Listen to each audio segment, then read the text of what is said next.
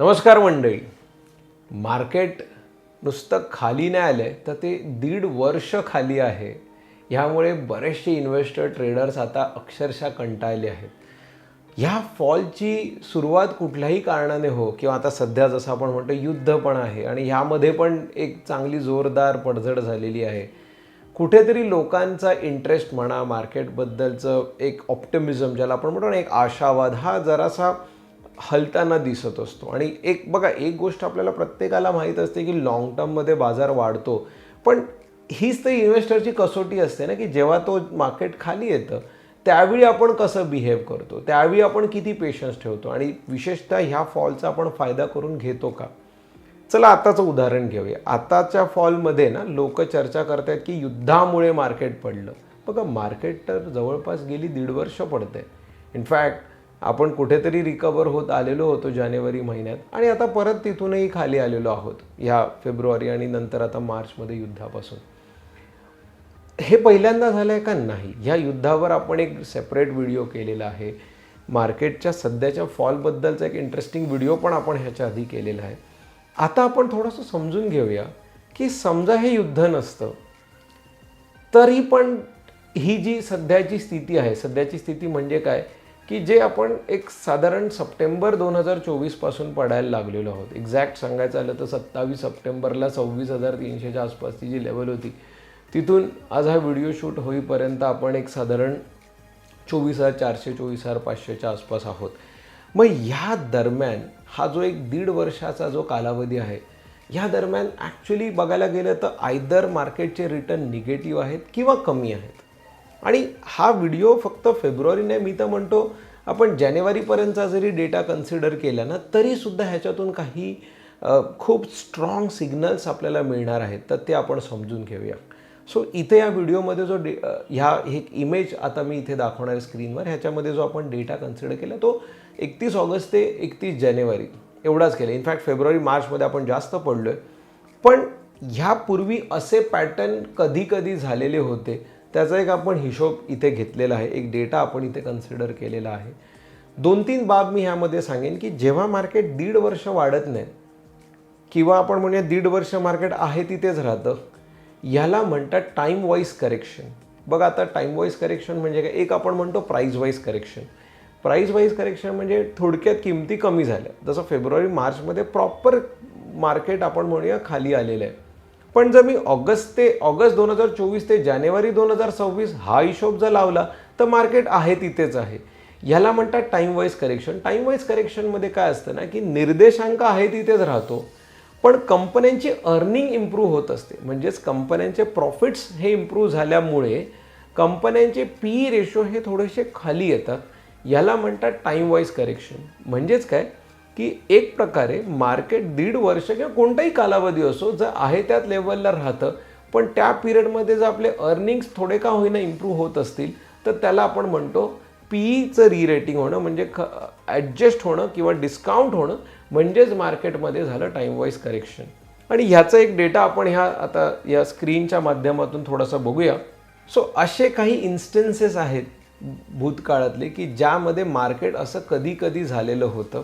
In fact आपण इथे जो डेटा घेतला हा निफ्टीचा घेतला. निफ्टीचा डेटाच नोव्हेंबर 95 पासूनचा अवेलेबल आहे. आपण ह्या इकडे जो डेटा आहे हा गेल्या एक साधारण 26 वर्षाचा डेटा घेतलेला आहे की ज्यामध्ये जुलै 2001 ते डिसेंबर 2002 ह्या पिरियडमध्ये पण मार्केट जवळपास 18 महिने जवळ आहे तिथेच होतं. म्हणजे ह्या 18 महिन्याचे रिटर्न जेमतेम 2% होते. आता इंटरेस्टिंग काय बघायचं आपल्याला इथे की त्यानंतर पुढच्या 1 वर्षात मार्केट किती परफॉर्म करते आणि त्यानंतर पुढच्या 3 वर्षाचा मार्केटचा परफॉर्मन्स काय. थोडक्यात 1.5 वर्षाचा मार्केट आहे तिथेच आहे, तर तिकडून म्हणजे इकडून 1.5 वर्ष, तिकडून 1 वर्ष मार्केट कुठे गेलं आणि तिथून मार्केट 3 वर्ष कुठे जातं. सो हे आपण ह्या निमित्ताने बघतोय. सो ॲक्च्युली जर बघायला गेलं तर आता हे लावलं आहे कॅलेंडर इयरप्रमाणे म्हणजे डिसेंडिंग ऑर्डरमध्ये, आणि त्या पिरियडमध्ये आपण बघूया की पुढच्या 1 वर्षामध्ये निफ्टी 72% वाढलेलं. 72% म्हणजे जवळपास हे 1.25 पट झाले. आणि पुढच्या 3 वर्षामध्ये निफ्टी 160% झालेलं आहे. सेम आपण पकडूया की अजून असं किती वेळा घडलं, तर तो जो पिरियड होता ना 2001चा, तो बऱ्यापैकी मार्केट तिकडे खूप काळ स्थिरावलेलं होतं. म्हणून आपण अजून एक पिरियड बघूया की ऑगस्ट 2001 ते जानेवारी 2003 हा पण एक 1.5 वर्षाचा कालावधी होता जिकडे मार्केटचे रिटर्न नव्हते. तिथून पण 1 वर्षाचे रिटर्न्स हे साधारण 74% आणि 3 वर्षाचे रिटर्न हे 188% आलेले आहेत. 3 पट इन शॉर्ट. ऑक्टोबर 2001 ते मार्च 2003 ह्या पिरियडमध्ये पण निफ्टीचे रिटर्न फ्लॅटिश होते, 0.65 होते. तिथून 1 वर्षाचे रिटर्न 80% आणि 3 वर्षाचे रिटर्न 248%. सो थोडक्यात कुठलाही 18 महिन्याचा पिरियड मार्केट जर आहे त्याच लेवलला राहतं आहे. इनफॅक्ट जर तुम्ही बघितलं तर 2001 जुलै ते 1.5 वर्ष न पकडता, 18 महिने न पकडता जर त्याला 20 महिने एक्सटेंड करतोय तर त्याचे रिटर्न हे अधिक जास्त वाढत आहेत. सो इन शॉर्ट इकडे आपण एक कन्क्लुजन हे काढू शकतो की जेवढं मार्केट म्हणतो ना एक फ्लॅटिश राहतं, जेवढं ते टाईम वाईज करेक्शनमधून जातं, मग ती कारणं काही असो, त्याच्यानंतर पुढचं 1 ते 3 वर्षे मार्केटसाठी अतिशय चांगलं असतं.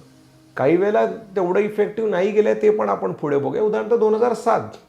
सो जानेवारी 2007 ते जून 2008 आता या पिरियडमध्ये पण मार्केटचे रिटर्न्स हे थोडेसे निगेटिव्हच आहेत की 1% मायनस. आता इथे ॲक्च्युली हा 1% मायनस पकडण्याऐवजी 2007 ह्या वर्षामध्ये आधीच मार्केटमध्ये मोठी तेजी झाली, 2008मध्ये फॉल आला म्हणून ते -1% दिसते. तरीसुद्धा पुढच्या 1 वर्षामध्ये तिथून मार्केटने 6% डिलिव्हर केले आणि 3 वर्षामध्ये 40% रिटर्न्स आहेत. एक अजून पॅटर्न बघूया आपण. मार्च 2008 ते ऑगस्ट 2009 ह्या पिरियडमध्ये पण निफ्टीचे रिटर्न हे जवळपास 1.5% मायनस होते. तिथून 1 इयर रिटर्न मार्केटचे 16%, तिथून 3 वर्षाचे रिटर्न मार्केटचे 13%. नाव इथे एक थोडासा प्रश्न काही जणांना पडेल की तिकडून 3 वर्षाचे रिटर्न हे साधारण ऑगस्ट 2009 पासून तिकडून 3 वर्षाचे रिटर्न हे 13% एवढे कमी कसे, तर त्याचं रिझन लक्षात घेऊया आपण. त्यानंतर 3 वर्षांनी म्हणजे 2012मध्ये इथे गोष्ट अशी घडलेली की ऑगस्ट 2009मध्ये केंद्राच्या लोकसभा निवडणुकांचा निकाल लागलेला आणि त्याच्या जस्ट 2 महिने आधी म्हणजे मे 2009मध्ये मार्केटमध्ये एक मोठी शार्प रॅली आलेली आणि तिकडून 3 वर्ष जेव्हा आपण पकडतो म्हणजे 2012मध्ये पकडतो तर त्याआधी 2011मध्ये एक मोठा फॉल आलेला होता म्हणून. पण एक गोष्ट तर इथे निश्चित आहे की मार्केटने पॉझिटिव्ह रिटर्न तर दिलेले आहे. अजून थोडं एक्सटेंड करूया आपण. एप्रिल 2008 ते सप्टेंबर 2009 देखील मार्केट फ्लॅटिश राहिलेलं आहे. तिथून पण मार्केटचे 1 इयर रिटर्न 19% आणि 3 इयर रिटर्न हे 12%. अगेन इथे तर 3 वर्षाचे रिटर्न आपल्याला कमी दिसत आहेत कारण 2011मध्ये मार्केटमध्ये जो फॉल आलेला तो 2012 पण रिकवर होऊ नाही शकला जे पुढे कव्हर केलेला आहे. म्हणून 3 इयर रिटर्न इथे आपल्याला फार अट्रॅक्टिव्ह नाही दिसले. थोडं पुढे जाऊया आपण. 2011 हा जर आपण एक पकडला, 11मध्ये बऱ्याचदा असं इन्स्टन्सेस घडलेले की थोडंसं मी फास्ट जातो आता कारण हा डेटा तुम्हाला स्क्रीनमध्ये दिसतोय.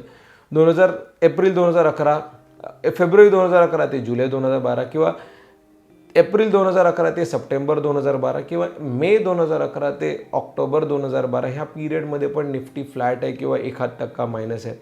त्याही पिरियडमध्ये 12 मंथ्स रिटर्न जर आपण बघितलं तर 10%, 1% आणि 12%. एक्सेप्ट 2011चं एप्रिल ते सप्टेंबर सोडलं तर अदरवाईज रिटर्न डबल डिजिटमध्येच राहिलेले आहे. 3 वर्षाचे रिटर्न जास्त इंटरेस्टिंग आहेत, 63%, 39% आणि 44%. 2014चं एक वर्ष बघूया. डिसेंबर 2014 ते मे 2016 ह्या पिरियडमध्ये पण निफ्टी 1.5% मायनस होतं. तिथून 1 इयर रिटर्न 18% आणि 3 इयर रिटर्न 46%. जून 2015 ते नोव्हेंबर 2016 इथे पण मार्केट 2% मायनस राहिलं म्हणजे 18 महिने कन्सॉलिडेट झालं. त्यानंतरचे 1 इयर रिटर्न 24%, 3 वर्षाचे रिटर्न 47%. अगदी लेटेस्ट कोविड नंतरचं बघूया. सप्टेंबर 2021 ते फेब्रुवारी 2023 मार्केट 2% मायनस राहिलं म्हणजे परत तिकडे फ्लॅटिश राहिलं.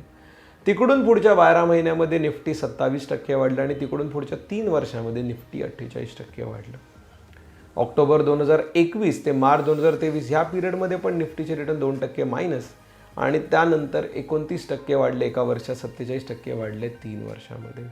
तर लेटेस्ट बोलायचं झालं तर ऑगस्ट 2024 पासून जानेवारी 2026 इनफॅक्ट फेब्रुवारी हा पण ॲड झाला ज्यामध्ये फॉल आलं आहे. ह्या पिरियडमध्ये मार्केट ॲक्च्युली मी म्हणेन की हा वर्स्ट फॉल असेल 1.5 वर्षाचा आत्तापर्यंतचा. कुठलाही एक टाईम फ्रेममधला हा आतापर्यंतचा वर्स्ट 1.5 वर्षाचा फॉल आहे. लेटस सी या 1.5 वर्षाच्या फॉलनंतर इथून पुढे काय होतं. ॲव्हरेज काय सांगतोय आतापर्यंतच्या ह्या सगळ्या हिस्ट्रीमधला किंवा इन्स्टन्सेसमधला हा तुमच्या समोर आहे. एक सिम्पल जर कॅल्क्युलेशन काढायचं झालं तर मार्केट एकदम सोप्या शब्दात मी सांगेन ॲव्हरेज जी रिकव्हरी येते ही जवळपास एक साधारण 15 ते 20% रेंजमध्ये येते. आणि 3 वर्षाची जी 3 वर्षाचे रिटर्न जे बनत आहेत एवढ्या स्टॅग्फ्लेशन नंतर किंवा एवढ्या कन्सॉलिडेशन नंतर हे साधारण असतात साधारण एक 50 ते 70%. सो मला असं वाटतं सध्याच्या ह्या युद्धजन्य परिस्थितीमध्ये आणि मार्केटच्या निगेटिव्ह परफॉर्मन्समध्ये ह्या व्हिडिओमधून किंवा ह्या इमेजमधून नक्कीच एक थोडासा हायसा वाटलं असेल.